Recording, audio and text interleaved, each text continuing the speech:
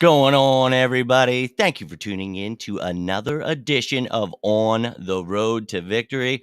I am your host, Jimmy Smith, and tonight I have a very special guest, Mr. Rob Manoff from Last Out Media. How you doing today, Rob? Oh, hold on. Think that video muted you. How you doing today, Rob? Sorry about that.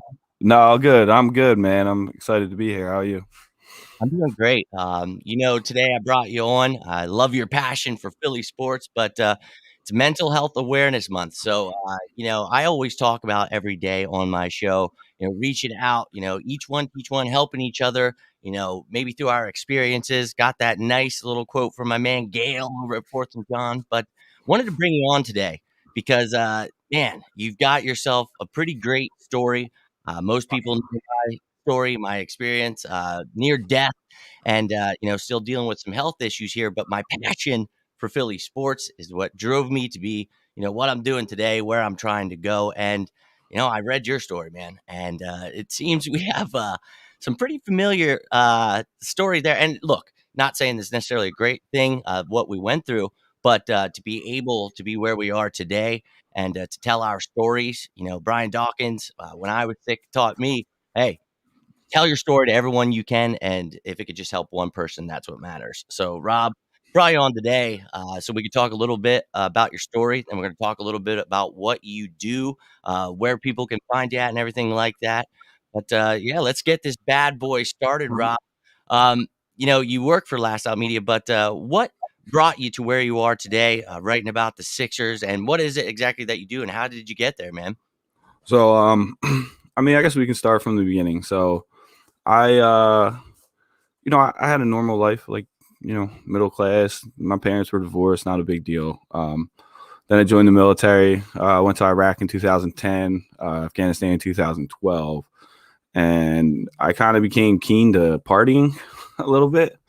And I didn't realize at the time, like, after all that, I was still adjusting coming home a little bit. And I think I subconsciously used, drugs and alcohol to kind of cover up some things. And then it all kind of, we don't need to get into like the whole drug and alcohol scene, but it all kind of culminated. Lied to my wife. Well, she was my girlfriend at the time, but I lied to her. I told her I was working overnight, and instead I went to AC. Stayed there for like a day and a half. Got a whole shitload of guilt. Ran out of money. Decided to drive home. And then I crashed my car into an off-duty cop. It's not funny at all. I'm sorry to laugh about that, but no one was hurt. He said he was hurt, but whatever. And then it just, it came to a point where I was going to lose my family or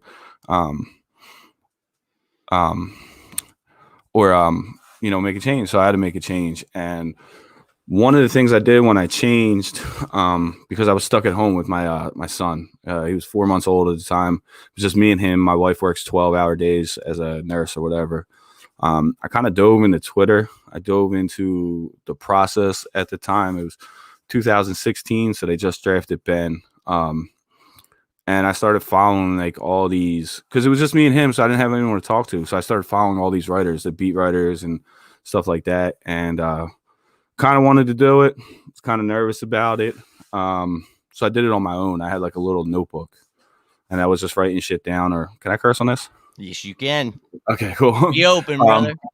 So I was just writing shit down, and it was like a little diary to me, right? So like, and then I went back to college. This teacher taught me about WordPress. I failed his class. I started my own WordPress, and right before last season, I decided to do a season preview, and I kind of just asked Twitter if anybody would want to see it. And John Creighton of Yellow Jacket at the time, we're in the Last Out now, reached out to me and said, like, you want to come write for me? And it really snowballed. And the cool thing was, like, this was never supposed to be this, right? Like, this was me expressing my feelings, trying to help, with depression, anxiety, PTSD, stuff like that. Because I didn't have drugs or alcohol anymore. So, and then it turned into this, and I got to cover a couple games. I've been in some media sessions, and it's been great. It's been it helps me, like it really actually helps. It's crazy, man. Now, Rob, I've had a smile on my face the entire time, and that's due to the fact that, not because of your struggles, but to see that you've taken, what some would consider a failure, and you've turned it into something positive in your life. And that is exactly where I was at. Horrible things that, out doing drugs, drinking, doing whatever I could to escape all the pain that I dealt with, losing a parent, losing Mhm. friends, things like that. So I totally understand it. And a lot of people are going through things like that. So we try to escape that pain. And, just hearing your story, though, that's exactly where I was at. And I had no one to talk to. I didn't know what to do. I didn't really know much about social media. Mhm. I almost passed away, so I was stuck recovering in a bed. So I started doing the same thing as you. Yep. Started having a little journal, doing writing, doing things until I finally got the courage, got the cojones, and I met Gail through Fourth and John, and he really liked what I was doing, and he helped me. So it's crazy to hear Yeah. your story. How similar, man. Like I wasn't smiling at all due to the fact that you're downfall, man, because it's I awesome to hear people at their rock bottom really find themselves, man. Without to So, tell you the truth, without my downfall, like, I wouldn't be here today. I'd be dead. well, like you So, you said, can smile all you want, trust me, it's one of the best things that happened to me. how about it? People are like, I'm so sorry to hear that you have cirrhosis. I said, oh, are you kidding me? I love it, dude, because Yeah. exactly what you said. I'd be dead. And, whether it was me killing myself or just drinking myself to death, I Well, it's really, same thing. so it's like you said it. This wasn't how it was supposed to be for me. I was content being a car salesman, didn't care. It was what it was. Life, I was miserable. But Mhm. then all of a sudden, and people could talk crap all they want about Philadelphia sports, but it was my passion, my drive. And yes, my love for my family, that's number one.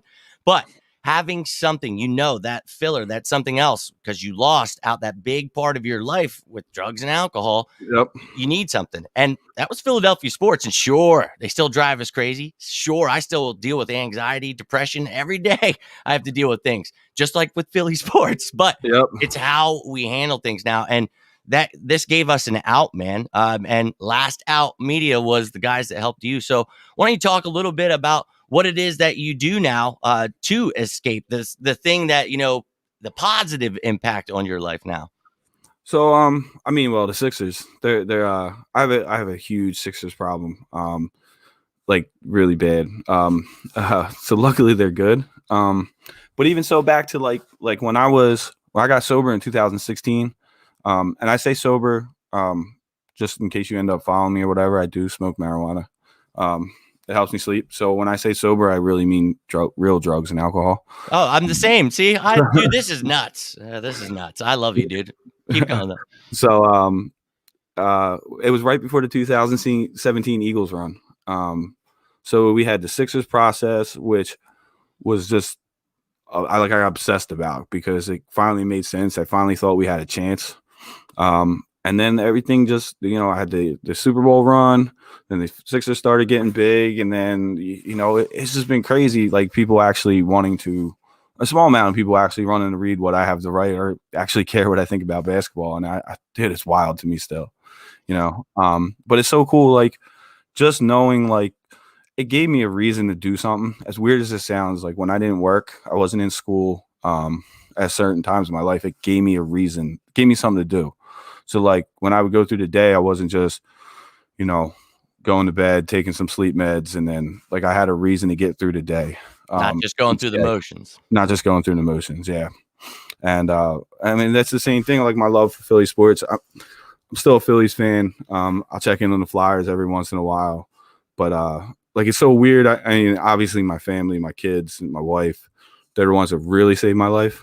But without Philly sports, without being able to tune in at night, being able to bullshit with people on Twitter and stuff, I don't know where I would be, honestly. I'd probably be Truth. a little more miserable. I mean, I'm a little miserable because Twitter is Twitter, but you know. It really helped. It was like a whole second community, especially because I didn't go through the recovery stuff. I didn't go to meetings. I went to a rehab for like a week, but it just wasn't my thing. And I'm not hating on it. I'm not saying it was or wasn't.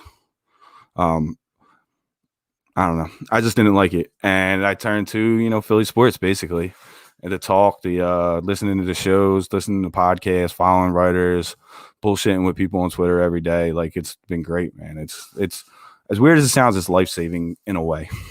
That's not weird in any way, shape, or form because that's how I am with the Eagles. I love my Sixers, my Flyers, my Phillies, but it's my passion is my bird. So I understand it wholeheartedly, man. And it's actually crazy that you say that. I actually myself, this time around, I didn't do any meetings or any kind of counseling. I think Mhm. a lot of times, what I tell people is we're all different.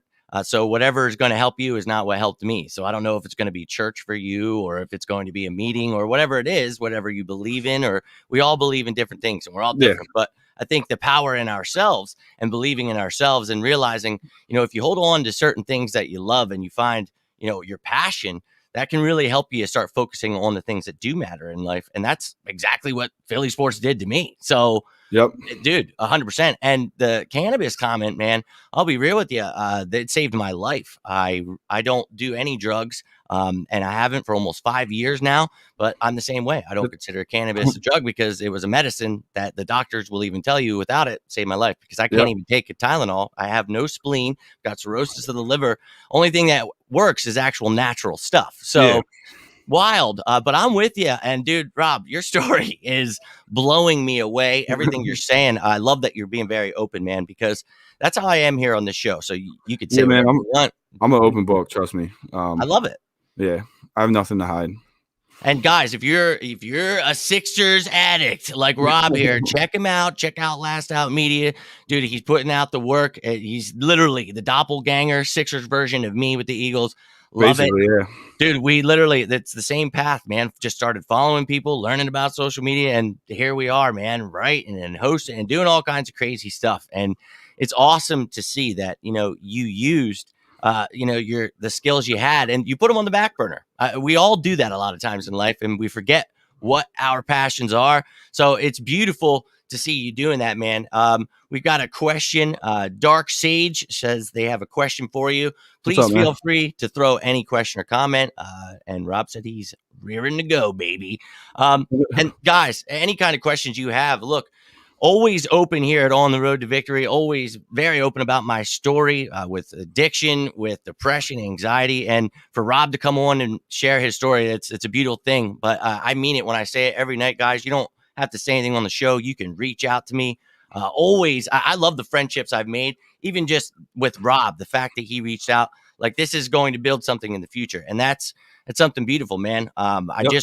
I wanted to let people know I've felt down and out, like there was no one. And look, we have family and we have things that not to say that they weren't important and special to us. It's just you guys know that certain things leave voids in your life when you lose a friend or a parent or anything like that that we've gone through. And if you guys are going through, we're here for you. And not here to preach, just here to tell our side of the tale and let you see that anything's possible. Quick story, real quick. And one of the reasons I actually tell my story, and I'm really open about it because there is some shit that I'm probably embarrassed about. But I grew up with a kid, and we kind of lost touch or whatever. We went different ways, and you see people on social media from afar, right? So he had said something on Facebook one day about recovery. So I kind of just reached out to him and like, yo, dude, like, hey, what's up, man? Like, we going through this or whatever. And the first thing he said was, yo, I can't believe you went through this. So now what I'm going to say is, and I don't want to sound cocky or whatever, he looked at me like, he even told me, like, he looked at me like I was better than him. I was in the military. I had a full-time job. I had a house. I had a car. I had a kid. Like, I was like, I had the perfect life on Facebook. Well, everybody has a perfect life on Facebook, but, and it kind of struck me like, all right, like, dude, I'm not better than you by any means. And then like, but if you think that, like me and you are the same, basically. And he stayed sober for a long time after that. And, so then I started to figure it out. Like, you know what, somebody hears me, maybe they'll look at me and go, all right, well, if he went through it, if he fixed it, and trust me, like, if I can fix my life, anybody can. Like, I'm not smart. I don't think I'm the smartest person on earth. I failed out of college 3 times. Like, trust me, like, if I can do it, anybody can.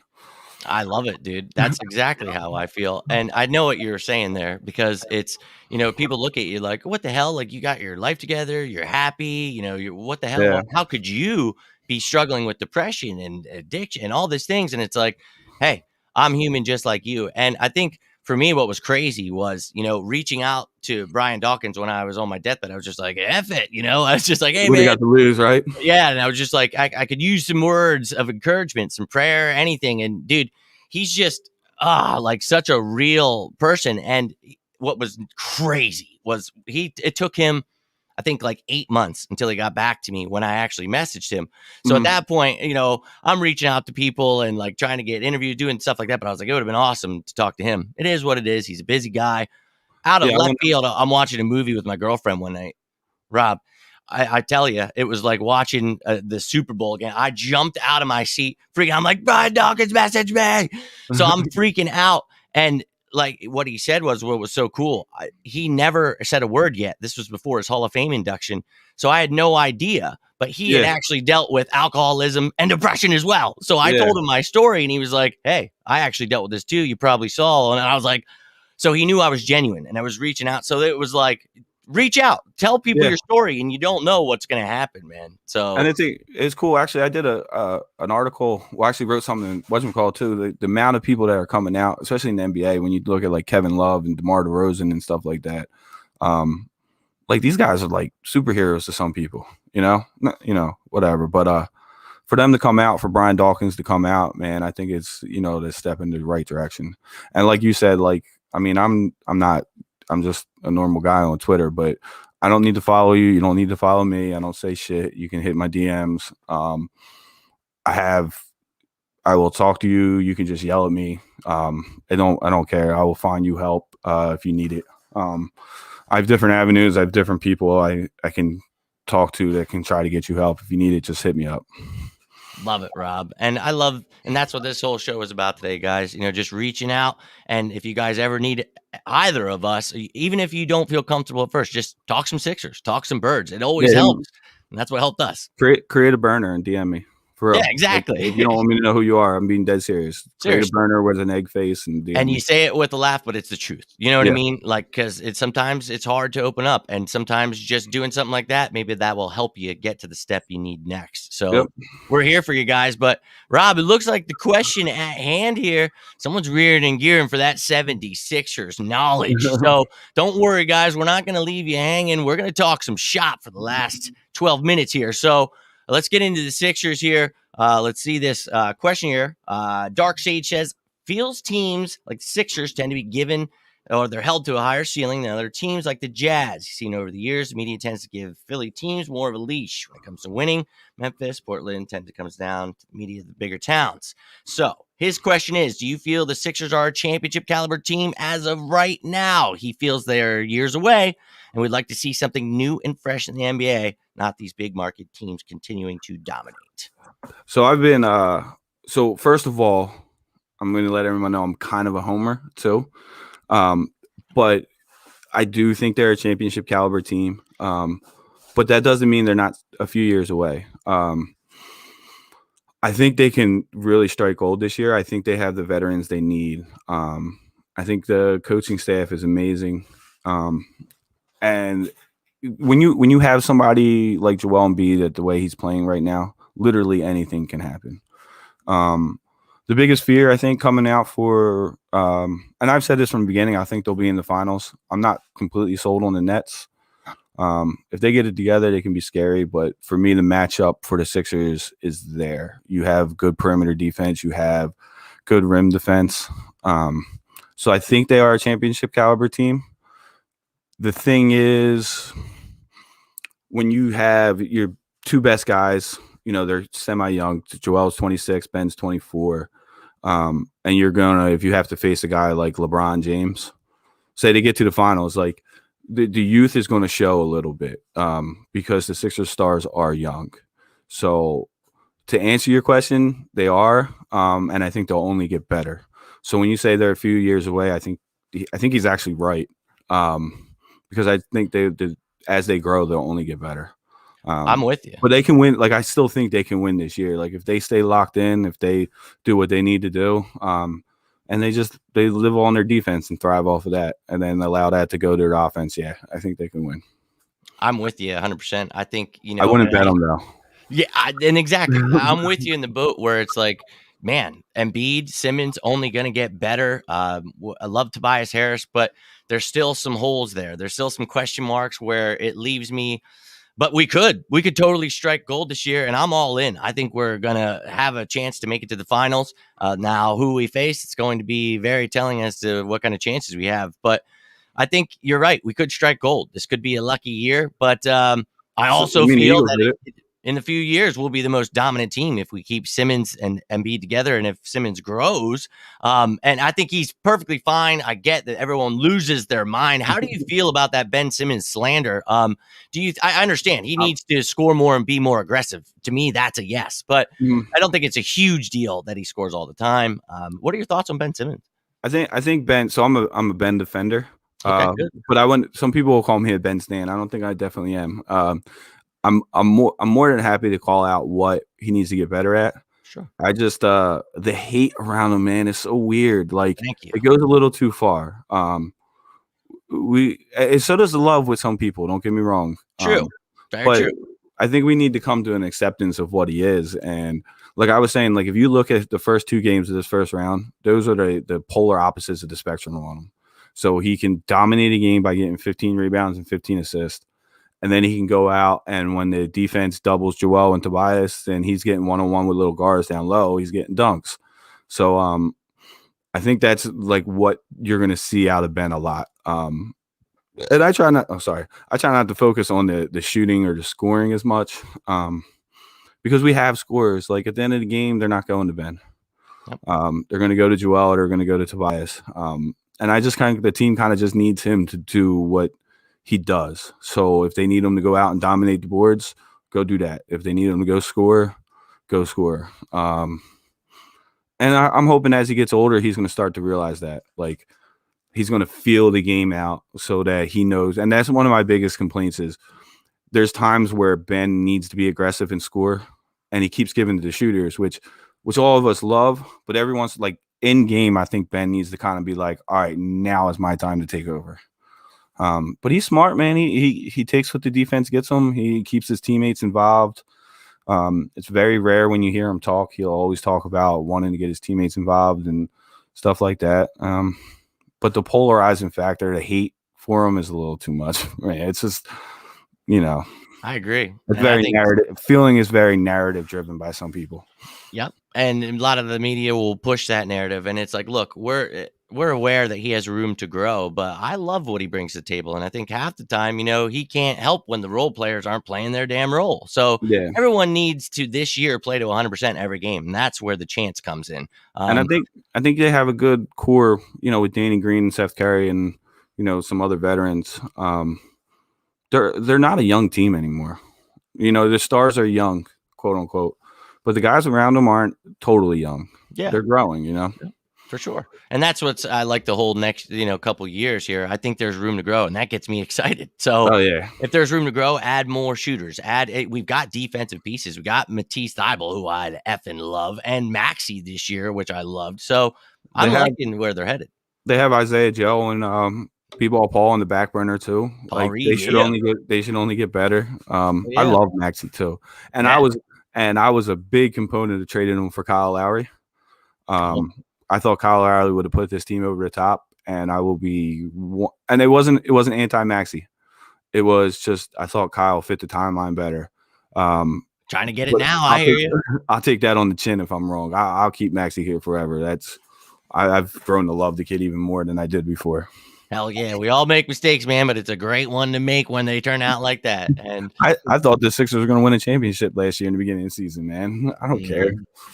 I'm with you. We have another question here from Dark Sage. Says, is there anything to be done to the teams like his? I'm not sure which team that is, or given more of a fair opportunity to be covered by the media? I'll be real. My answer would be get better. I'm not sure what your answer would be, Rob. It's really hard. They tried to do that with the Max and the Super Max to keep small market guys there. but like I don't know what his team is, but let's just say it's Memphis. Memphis is on a good track right now, right? Yeah, But still, they're not there. You need to keep homegrown talent to get better. The media wise with the NBA, I think you might just have to accept that. I mean, even Philly's a huge market, but if you look at it, the Knicks were on prime time for game one, and the Sixers were on at 1 o'clock. yeah. So the media, ESPN, the national guys, they love their LAs, their Miamis, their New Yorks. We know. And I actually think that's a kind of a problem in the NBA, and I don't know what they can do to fix it. Because I guys agree. would rather, because they know if they go to Miami or they go to LA, they go to New York, like other guys will follow them eventually.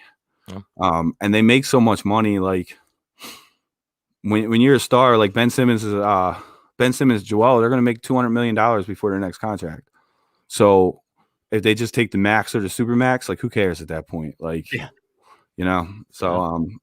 I would love to, because I love the smaller market teams. I'm a big Memphis fan. I root for the underdog myself. Yeah, I just in the NBA and the way the culture is in the NBA, I'm not sure if the media is ever gonna really. I mean, they're trying to do it with Zion in New Orleans right now, and it's still not even really picking up. Yep. It's simple as getting better. And I'm not even saying that to be a jerk. It's just literally that's the only hope you have. Because even when you are good, you see what happens. Like you Yeah. have to make it really far into the The, rounds of the playoffs. the tough part in the NBA too is like you can draft these guys, but most of them don't get better until towards the end of their second contract. Like it's a man's league. Like it's rare that rookies come in and win championships. And by that time they want to leave, like Anthony Davis in New Orleans, guys like that. I don't know without saying that you get rid of free agency. Like I really don't know. Good I question, think though, Dark Sage, and good answers, though, Rob. Now, we've got a couple minutes left. I wanted to hit up on what are your thoughts on the Eagles right now? A lot of people felt dumpster fire a couple months ago, but getting to meet Sirianni, seeing this draft, knowing that we have possibly 3 first-round picks next year, got a stud wide receiver, all kinds of depth talent. What are your thoughts on the Eagles going into the season? And I'm not asking if you think we're winning the Super Bowl. I think no, we all no. know we're retooling here, but are you confident in the future that we're building here? I think so. I think they could be fun, right? So Yeah. like that's where I really look at it. There's no expectations. Um, Jalen Hurts is out to prove something. I don't know if he can. Like I'm not an Eagles guy. I'm not a football guy. I've never played football in my life. I played basketball in my life, so I can look and say like Jalen Hurts, had a low completion percentage, right? But it also looks to me like when you play with 13 different offensive lines, probably going to happen. But these guys, there's like a fresh energy, and not to hate on Doug, not to hate on Carson. They were great. Everyone was great, but it was so stale, man. It was like the end of Andy Reid, and they bring these young guys in, the young coaches. Maybe they need to learn. But Devontae say, I mean, even Jalen Reagor, like people are crushing him because he's like, yo, watch what's going to happen. And that's fine if you think he needs to stay off social media, but I mean, they got something to prove. Yep. So my goal and my hope for this season is to forget about wins.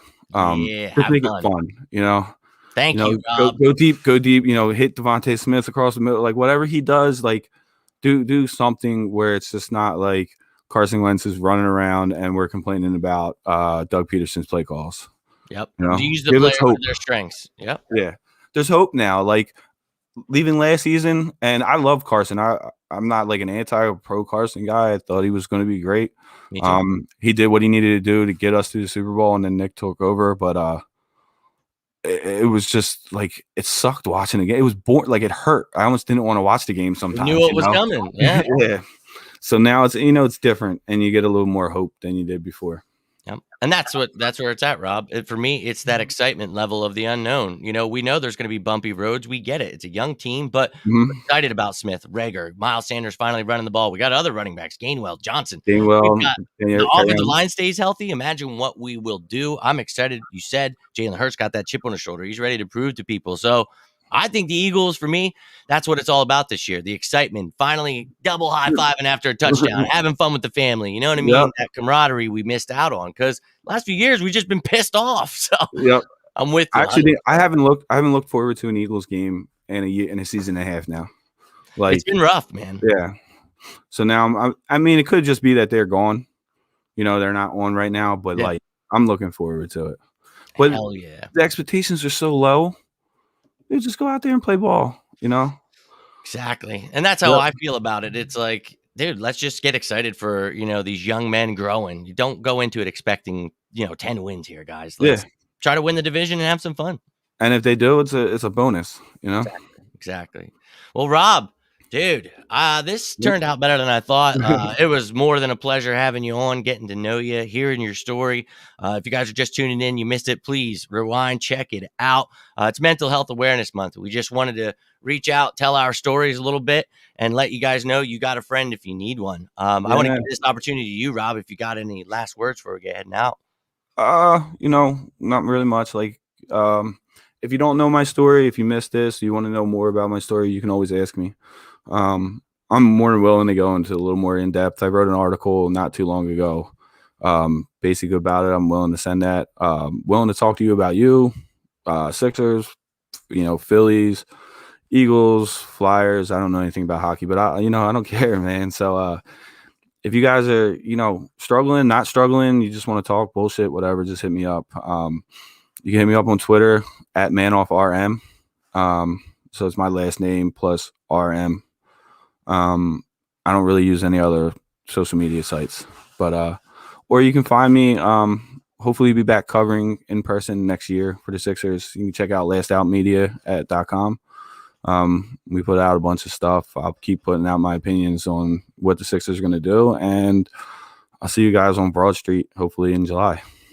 That's what I'm talking about.